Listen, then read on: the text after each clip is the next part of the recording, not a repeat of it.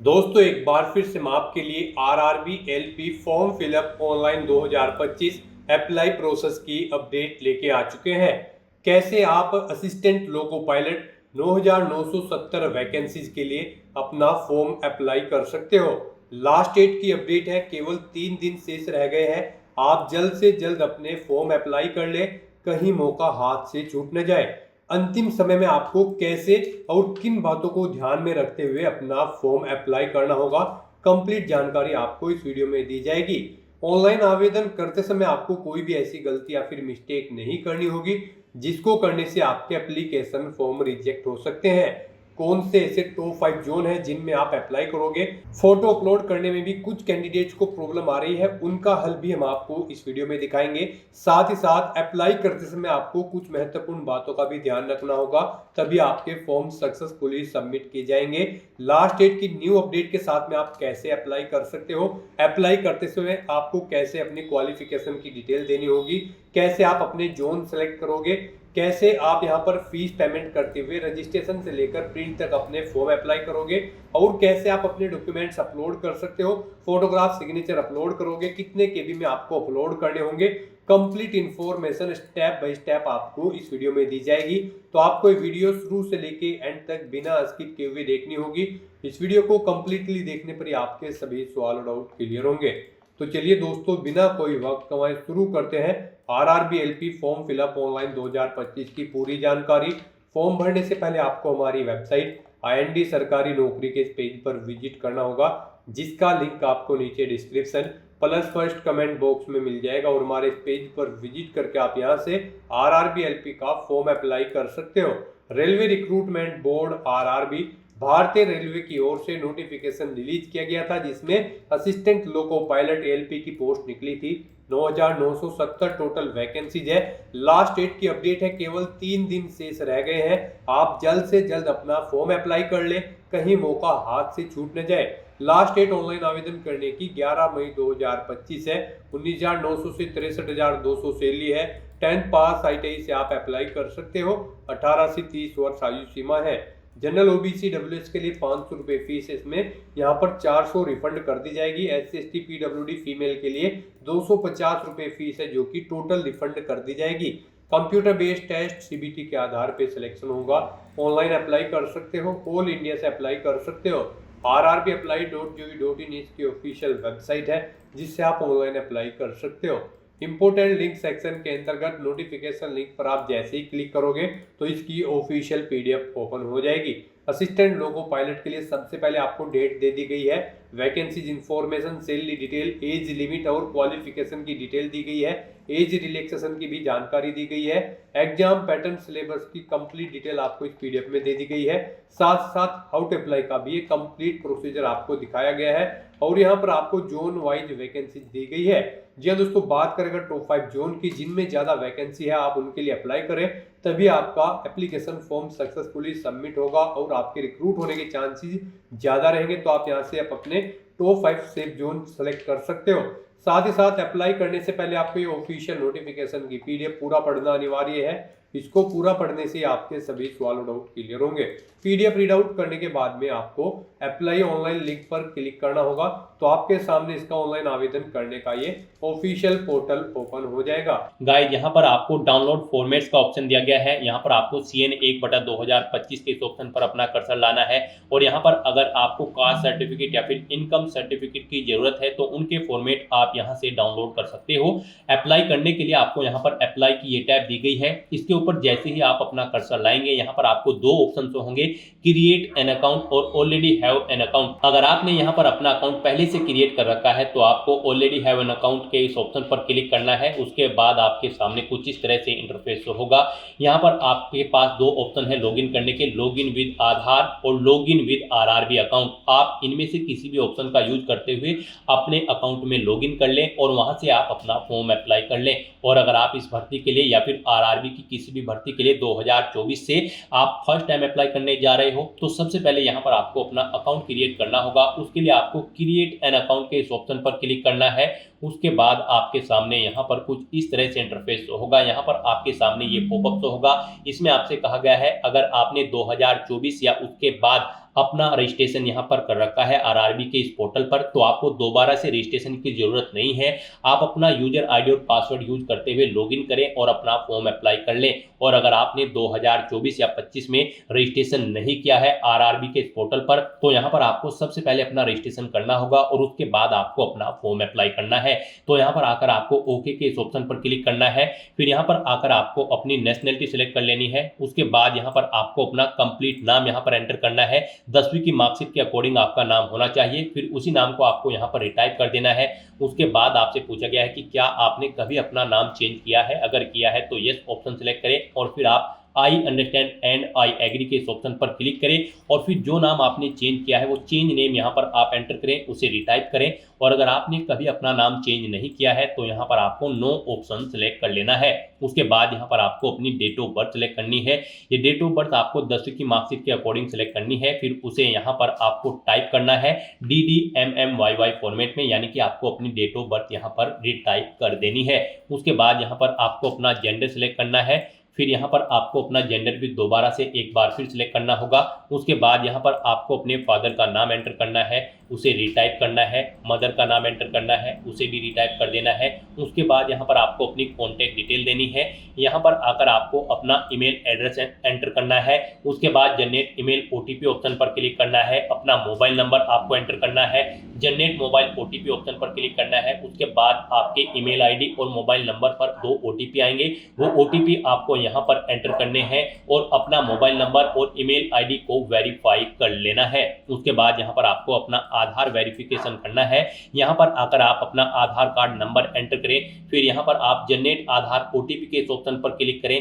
आपके mobile number पर एक ओटीपी आएगा जिससे आपका आधार लिंक है। वो ओटीपी आप यहाँ पर एंटर करें और अपना आधार यहाँ पर वेरीफाई कर लें। यहाँ पर आधार वेरिफिकेशन के आपके पास 2 ऑप्शन हैं। आप ओटीपी के थ्रू अपना वेरिफिकेशन कर सकते हैं या फिर आप फिंगरप्रिंट वेरिफिकेशन ऑप्शन पर क्लिक करके यहाँ पर अपना आधार वेरीफाई कर सकते हैं। यहाँ पर आप इन दोनों ऑप्शन में से कोई भी ऑप्शन यूज करके वेरीफाई के बटन पर क्लिक करके अपना आधार वेरीफाई कर लें। और अगर आपके पास आधार कार्ड नहीं है तो आप I do not have Aadhaar card के ऑप्शन पर क्लिक करेंगे। दोबारा से I do not have Aadhaar card के ऑप्शन पर क्लिक करें। यहाँ पर आप अपना कोई वैलिड प्रूफ आईडी सिलेक्ट करें, उसका नंबर यहाँ पर दें, किसने आपको वो इशू किया है उस अथॉरिटी का नाम यहाँ पर आप एंटर करें, प्लेस ऑफ इशू यहाँ पर दें, डेट ऑफ इशू यहाँ पर आप सिलेक्ट करें। यहाँ पर हम आपको सजेस्ट करेंगे आधार अगर आपके पास नहीं है या फिर वो अपडेटेड नहीं है तो उसमें आप अपडेट करा लें। यहाँ पर आधार वेरिफिकेशन आपके लिए बेस्ट ऑप्शन रहेगा क्योंकि आगे भी आपको आधार की जरूरत पड़ेगी इस भर्ती की आगे की टास्क के लिए। तो यहाँ पर आप बेस्ट रहेगा कि आप अपना आधार वेरीफाई कर लें। उसके बाद यहाँ पर आपको चेकबॉक्स को ओके करना है। फिर यहाँ पर आपको अपना पासवर्ड क्रिएट करना है। पासवर्ड यहाँ पर आप कोशिश करें कि आपका पासवर्ड अल्फा न्यूमेरिक फॉर्मेट में हो। मींस आपके पासवर्ड में कम से कम एक अपर केस कैरेक्टर, एक लोअर केस कैरेक्टर, एक इंटीजर नंबर और एक स्पेशल कैरेक्टर जैसे कि @ या फिर डॉलर होना चाहिए। तो इस फॉर्मेट में यहाँ पर आपको अपना पासवर्ड रेडी कर लेना है। वही पासवर्ड आपको कंफर्म पासवर्ड फील्ड में एंटर करना है। इस कैप्चा कोड के इस चेकबॉक्स को ओके करना है और फिर गाइस यहाँ पर आपको preview and create an account के इस ऑप्शन पर क्लिक कर देना है। यहाँ पर इस ऑप्शन पर क्लिक करते ही आपकी जो डिटेल्स आपने फिल की होगी यहाँ पर रजिस्ट्रेशन की, उनका पूरा प्रीव्यू आपको शो होगा। उन्हें आपको केयरफुली चेकआउट करना है।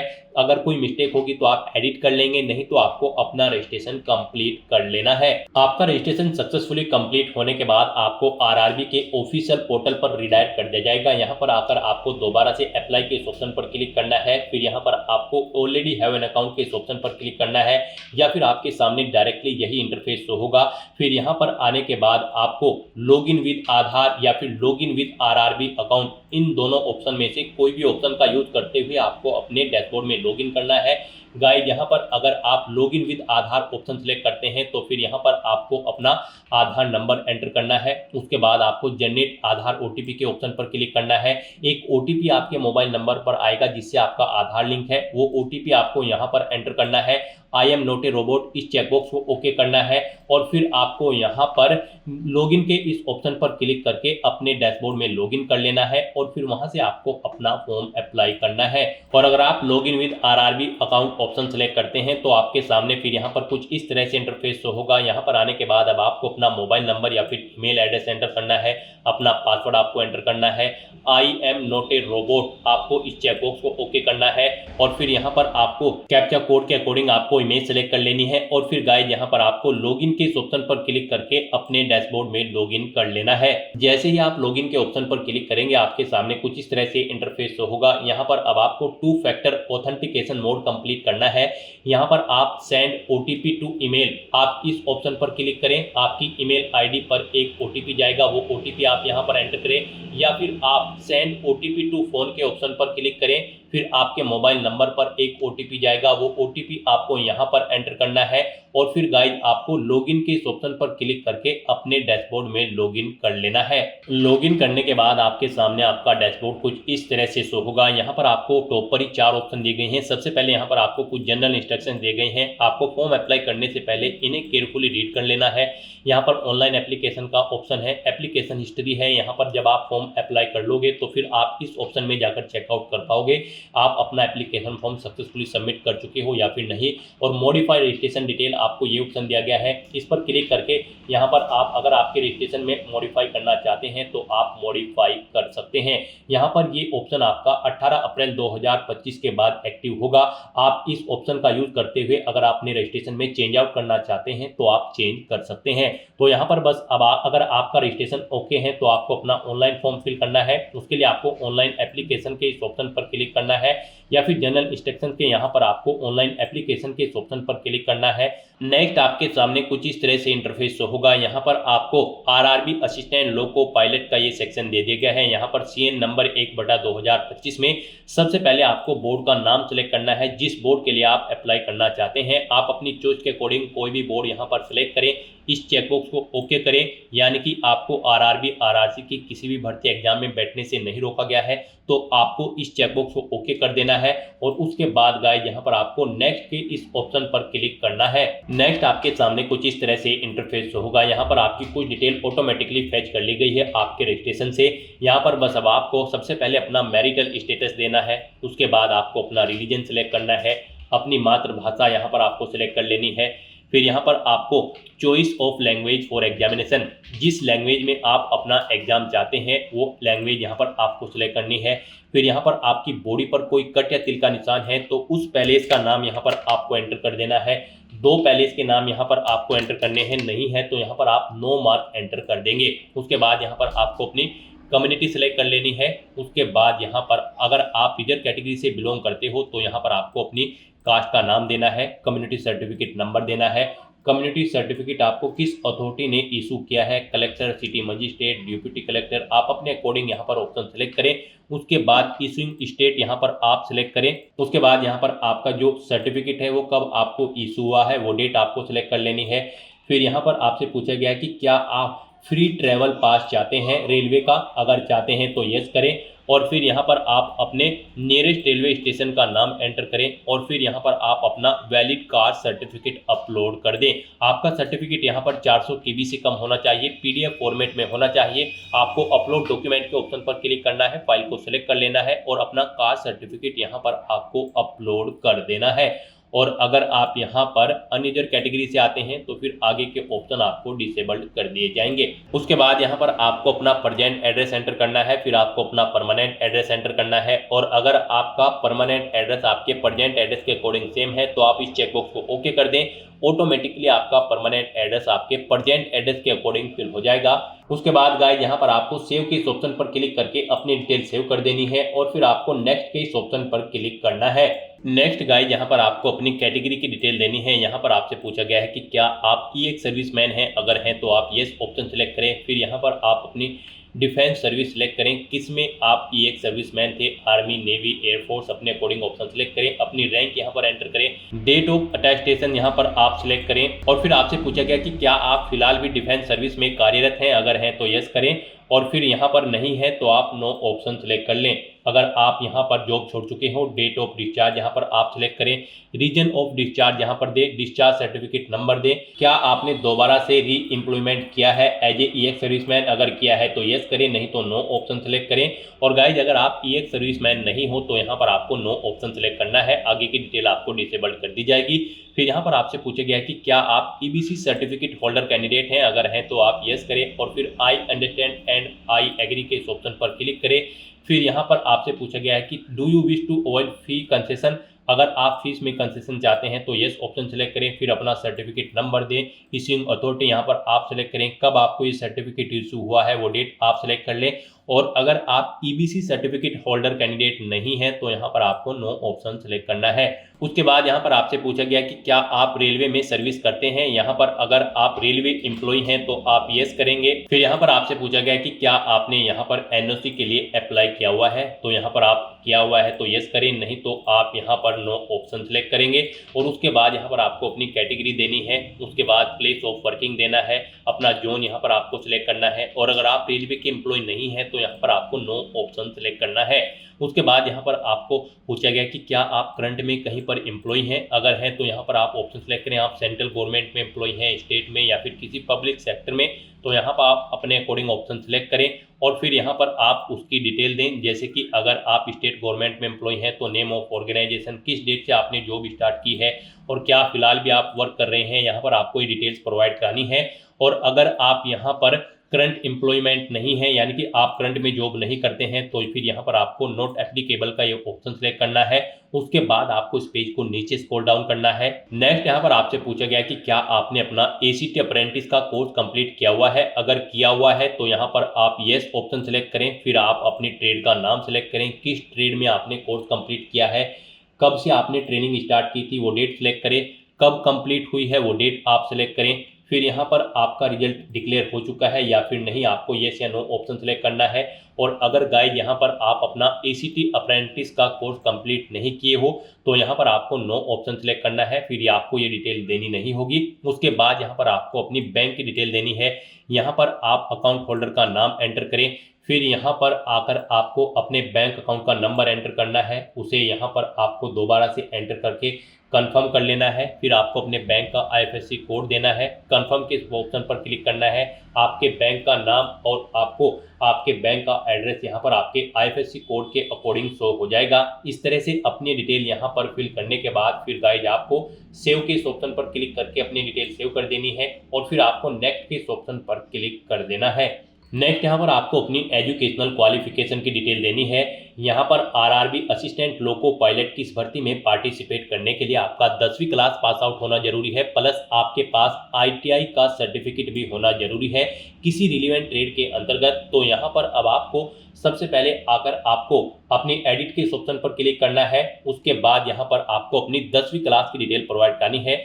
यहाँ पर आपको सबसे पहले स्टेट सेलेक्ट करना है, किस स्टेट से आपने अपनी 10वीं क्लास पास आउट की है, फिर आपको अपना डिस्ट्रिक्ट सेलेक्ट करना है, फिर आपको बोर्ड का नाम यहाँ पर देना है, किस बोर्ड से आपने अपनी 10वीं क्लास पास आउट की है, फिर आपको पासिंग डेट यहाँ पर सिलेक्ट करनी है, किस डेट को आपने अपनी 10वीं क्लास पास आउट की है, 10वीं का रोल नंबर यहाँ पर आपको एंटर करना है, अपनी 10वीं क्लास का यहाँ पर आपको सर्टिफिकेट का सीरियल नंबर एंटर कर देना है और फिर आपको अपडेट के इस ऑप्शन पर क्लिक करके अपनी ये डिटेल यहाँ पर अपडेट कर देनी है। यहाँ पर आपको ये डिटेल ऑटोमेटिकली फिर मिल जाएगी। अगर आपने आरआरबी में 2024 या 25 की किसी भर्ती में पहले भी अप्लाई किया हुआ है, नहीं मिलेगी तो फिर यहाँ पर आपको मैन्युअली ये डिटेल्स एंटर कर देनी है और अपडेट के ऑप्शन पर क्लिक करके अपनी डिटेल सेव कर देनी है। इस तरह से यहाँ पर आपकी 10वीं क्लास की डिटेल सक्सेसफुली सेव हो जाएगी। उसके बाद यहाँ पर जो रिक्वायर्ड क्वालिफिकेशन है आपके पास यहाँ पर इस भर्ती में पार्टिसिपेट करने के लिए आईटीआई का सर्टिफिकेट होना जरूरी है रिलेवेंट ट्रेड के अंतर्गत। यहाँ पर या तो आपके पास आईटीआई का सर्टिफिकेट हो या फिर आपके पास 3 साल का डिप्लोमा होना चाहिए इंजीनियरिंग का,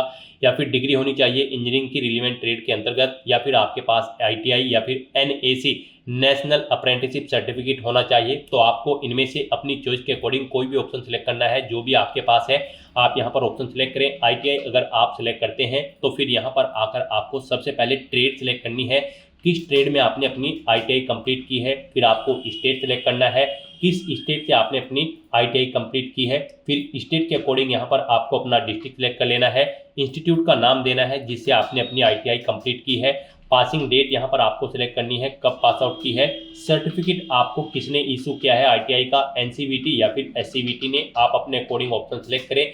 सर्टिफिकेट का टाइप यहाँ पर आप सिलेक्ट करें, वो नेशनल ट्रेड सर्टिफिकेट है या फिर स्टेट ट्रेड सर्टिफिकेट है। इस तरह से अपनी डिटेल यहाँ पर फिल करने के बाद फिर आपको ऐड के इस ऑप्शन पर क्लिक करना है और अपनी इस डिटेल को यहाँ पर ऐड कर देना है। इस तरह से यहाँ पर आपकी ITI की डिटेल भी ऐड हो जाएगी। उसके बाद अगर आपके पास 3 साल का डिप्लोमा है इंजीनियरिंग का, या फिर डिग्री है इंजीनियरिंग की, या फिर NSC सर्टिफिकेट है, तो आप अपने अकॉर्डिंग यहाँ पर ऑप्शन सेलेक्ट करके उसकी डिटेल भी सेम ऐसे ही यहाँ पर प्रोवाइड करा सकते हैं। इस तरह से अपनी क्वालिफिकेशन की डिटेल फिल करने के बाद फिर आपको नेक्स्ट के इस ऑप्शन पर क्लिक करना है। नेक्स्ट यहाँ पर आपको अपना फोटो और सिग्नेचर अपलोड करने हैं। गाइस, जैसा कि हमने आपको स्टार्टिंग में ही बताया था कि कौन सी वो कॉमन मिस्टेक है जिसे करने से आपका एप्लीकेशन फॉर्म रिजेक्ट हो सकता है, तो इस सेक्शन में आपको दी गई गाइडलाइंस के अकॉर्डिंग ही अपना फोटो और सिग्नेचर अपलोड करने हैं। अदरवाइज आपके एप्लीकेशन फॉर्म के रिजेक्ट होने के चांसेस रहते हैं। यहाँ पर आपके फोटो की जो हाइट होगी वो 320 पिक्सल होनी चाहिए और जो विड्थ होगी वो 240 पिक्सल होनी चाहिए। JPG या फिर JPEG फॉर्मेट में आपका फोटो होना चाहिए। साइज उसका यहाँ पर 100 KB से 150 KB के बीच में होना चाहिए। और जो आपके सिग्नेचर होंगे यहाँ पर उनकी हाइट 60 पिक्सल होनी चाहिए और विड्थ 140 पिक्सल। साइज उनका यहाँ पर 30 KB से 49 KB के बीच में होना चाहिए। JPG या फिर JPEG फॉर्मेट में आपके सिग्नेचर होने चाहिए। यहाँ पर आपके फोटो रिजेक्ट होने के कुछ सैंपल आपको दिए गए हैं। यहाँ पर आपको सैंपल ऑफ फ्यू रिजेक्टेबल फोटोज, आपको इस ऑप्शन पर क्लिक करना है। यहाँ पर आपको सैंपल शो कर दिए गए हैं। यहाँ पर आपका फोटो इस तरह से नहीं होना चाहिए। इस फॉर्मेट में यहाँ पर आपका फोटो होना चाहिए। ग्रीन कलर का जो यहाँ पर आपको साइन शो हो रहा है, इस फॉर्मेट में आपका फोटो होना चाहिए। आपके फोटो का बैकग्राउंड जो है वो यहाँ पर व्हाइट होना चाहिए। कोई भी रंगीन बैकग्राउंड का फोटो यहाँ पर एक्सेप्टेबल नहीं होगा। तो यहाँ से आप चेकआउट कर ले। इन फॉर्मेट में आपके फोटो रिजेक्टेबल होंगे और इस फॉर्मेट में आपका फोटो यहाँ पर एक्सेप्टेबल होगा। सिग्नेचर भी यहाँ पर आपके व्हाइट पेपर पर ब्लैंक इंक पेन से होने चाहिए। तो यहाँ पर अब आपको अपना फोटो और सिग्नेचर अपलोड करने के लिए ब्राउज की इस ऑप्शन पर क्लिक करना है, फाइल को सिलेक्ट कर लेना है और अपना फोटो और सिग्नेचर यहाँ पर आपको अपलोड कर देना है। गाइस, यहाँ पर अगर आपके फोटो या सिग्नेचर का साइज कम या ज्यादा है तो आप उसे यहाँ पर रिसाइज कर सकते हैं। आप यहाँ पर MS पेंट में जाकर अपना फोटो या सिग्नेचर दी गई रिक्वायरमेंट के अकॉर्डिंग सेट कर लें, या फिर बहुत सारी ऑनलाइन वेबसाइट्स हैं उन पर आप अपना फोटो या सिग्नेचर अपलोड करके उनका साइज दी गई रिक्वायरमेंट के अकॉर्डिंग सेट कर सकते हैं। आप गूगल पर जाएं, वहां पर आप इमेज रिसाइजर टाइप करें, मल्टीपल्स वेबसाइट आपके सामने शो होंगी। वहां पर आप सिलेक्ट इमेज ऑप्शन पर क्लिक करें, इमेज को सिलेक्ट करें और अपनी दी गई गाइडलाइंस के अकॉर्डिंग आप उसका फोटो का साइज यहाँ पर सेट कर लें और फिर यहाँ पर आप अपना फोटो और सिग्नेचर अपलोड कर दें। इस तरह से यहाँ पर आपको अपना फोटो और सिग्नेचर अपलोड करने के बाद फिर आपको सेव के इस ऑप्शन पर क्लिक करके अपना फोटो और सिग्नेचर सेव कर देने हैं और फिर गाइस यहाँ पर आपको नेक्स्ट के इस ऑप्शन पर क्लिक करना है। नेक्स्ट यहाँ पर आपको अपनी जोन प्रेफरेंस देनी है। आपने स्टार्टिंग में जो भी बोर्ड सेलेक्ट किया होगा उसके अकॉर्डिंग आप जिस भी जोन पर अप्लाई करने के लिए एलिजिबल हैं वो जोन्स यहाँ पर आपको शो कर दी गई हैं। अब आपको यहाँ पर अपनी चॉइस के अकॉर्डिंग इन्हें प्रेफरेंस देना है। यहाँ पर आप जिस जोन को फर्स्ट नंबर पर सिलेक्ट करेंगे, यानी कि उसके सामने प्लस के इस ऑप्शन पर क्लिक करेंगे, उसे यहाँ पर फर्स्ट प्रेफरेंस दिया जाएगा और जिसे आप सेकंड नंबर पर सिलेक्ट करेंगे उसे यहाँ पर सेकंड नंबर पर प्रेफरेंस दिया जाएगा। आप अपनी चॉइस के अकॉर्डिंग यहाँ पर जिस भी जोन को जिस नंबर पर प्रेफरेंस देना चाहते हैं उस नंबर पर सिलेक्ट करके अपने जोन की प्रेफरेंस यहाँ पर सेट कर दें। उसके बाद आपको इस पेज को नीचे स्क्रॉल डाउन करना है। उसके बाद यहाँ पर आपको इस चेकबॉक्स को ओके करना है। फिर यहाँ पर आपको अपनी एग्जाम की ट्रेड सेलेक्ट कर लेनी है, जिस ट्रेड के लिए आप अप्लाई करना चाहते हैं। फिर आपको डिक्लेरेशन सेक्शन में आना है, आपको इस चेकबॉक्स को ओके करना है, अपना पैलेस यहाँ पर एंटर करना है और फिर गाइस यहाँ पर आपको सेव के इस ऑप्शन पर क्लिक करके अपनी डिटेल सेव कर देनी है और उसके बाद आपको यहाँ पर प्रीव्यू एप्लीकेशन के इस ऑप्शन पर क्लिक करना है।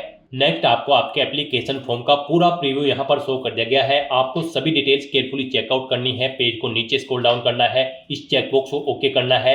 कहीं पर कोई मिस्टेक है तो आप यहाँ पर एडिट के इस ऑप्शन पर क्लिक करके अपने एप्लीकेशन फॉर्म की डिटेल को एडिट कर सकते हो और अगर सभी चीजें ओके हैं तो यहाँ पर बस अब आपको अपना एप्लीकेशन फॉर्म सबमिट कर देना है। उसके लिए यहाँ पर आपको सबमिट के इस ऑप्शन पर क्लिक करना है। नेक्स्ट आपको यहाँ पर फीस पेमेंट के इंटरफेस पर डायरेक्ट कर दिया जाएगा। यहाँ पर गाइड अब आपको अपना फीस पेमेंट करना है। यहाँ पर हम आपको बता दें, जनरल OBC EWS कैंडिडेट को 500 रुपये फीस के रूप में जमा कराने हैं। SC ST PWD women candidate को 250 रुपये फीस के रूप में जमा कराने हैं। SC ST PWD women candidate को 250 रुपये जो फीस जमा करानी है उनकी पूरी की पूरी फीस यहाँ पर आपको रिफंड कर दी जाएगी और जनरल OBC EWS कैंडिडेट की 500 में से 400 रुपये फीस यहाँ पर आपको रिफंड कर दी जाएगी बाद में। यहाँ पर तो अब आपको अपना फीस पेमेंट करना है। यहाँ पर फीस पेमेंट करने के लिए आपके पास दो ऑप्शन है, आप पे विद विद SBI ई-पे या फिर पे विद CSC वॉलेट, आप अपनी चॉइस के अकॉर्डिंग कोई भी ऑप्शन का यूज करते हुए यहाँ पर फीस पेमेंट कर दें। यहाँ पर अगर आप पे विद SBI ई-पे ऑप्शन सेलेक्ट करते हैं तो फिर यहाँ पर आपको चेकबुक को ओके करना है। उसके बाद आपको प्रोसीड के ऑप्शन पर क्लिक करना है। नेक्स्ट यहाँ पर आपके सामने फीस पेमेंट का इंटरफेस ओपन हो जाएगा। गाइस यहाँ पर आने के बाद आप debit card, credit card, SBI corporate credit card या फिर इंटरनेट बैंकिंग या फिर UPI के माध्यम से अपना फीस पेमेंट कर सकते हो। UPI यहाँ पर आपके लिए बेस्ट ऑप्शन रहेगा। आप UPI के इस ऑप्शन पर क्लिक करें। अगर आपको अपनी UPI ID पता है तो आप एंटर UPI ID के इस ऑप्शन पर क्लिक करें। यहाँ पर आप अपनी UPI ID एंटर करें और वैलिडेट UPI ID ऑप्शन पर क्लिक करते हुए अपना फीस पेमेंट कर दें। और अगर आप QR कोड के थ्रू फीस पेमेंट करना चाहते हैं तो यहाँ पर आप UPI QR के इस ऑप्शन पर क्लिक करें। फिर आप पे नाउ के इस ऑप्शन पर क्लिक करें। पे नाउ ऑप्शन पर क्लिक करते ही आपके सामने एक QR कोड शो होगा। आप उसे अपने किसी भी UPI से स्कैन करें और अपना फीस पेमेंट कर दें। सक्सेसफुली फीस पेमेंट करने के बाद आपको आपके डैशबोर्ड में डायरेक्ट कर दिया जाएगा। अपने डैशबोर्ड में आकर आपको एप्लीकेशन हिस्ट्री की स्टेप पर आना है और फिर यहाँ पर आपको असिस्टेंट लोको पायलट के सामने यहाँ पर आपको व्यू एप्लीकेशन के इस ऑप्शन पर क्लिक करके अपने एप्लीकेशन फॉर्म का एक हार्ड कॉपी प्रिंट आउट ले लेना है फ्यूचर यूज के लिए, फ्यूचर रेफरेंस के लिए। यहाँ पर आप अपने एप्लीकेशन फॉर्म का स्टेटस भी चेकआउट कर सकते हो। यहाँ पर आपके एप्लीकेशन फॉर्म का स्टेटस आपको सक्सेस शो कर दिया जाएगा अगर आपका एप्लीकेशन फॉर्म सक्सेसफुली सबमिट हो जाता है। तो दोस्तों ऐसे आप RRB assistant loco pilot 9970 post के लिए अपना फॉर्म अप्लाई कर सकते हो बिना कोई मिस्टेक किए हुए, स्टेप बाय स्टेप। आज की इस वीडियो में बस इतना ही। आई होप ये वीडियो आपको पसंद आई होगी। अगर पसंद आई हो तो इसे लाइक और शेयर करें। चैनल पर नए हो तो इसे सब्सक्राइब कर लें। Thanks for watching.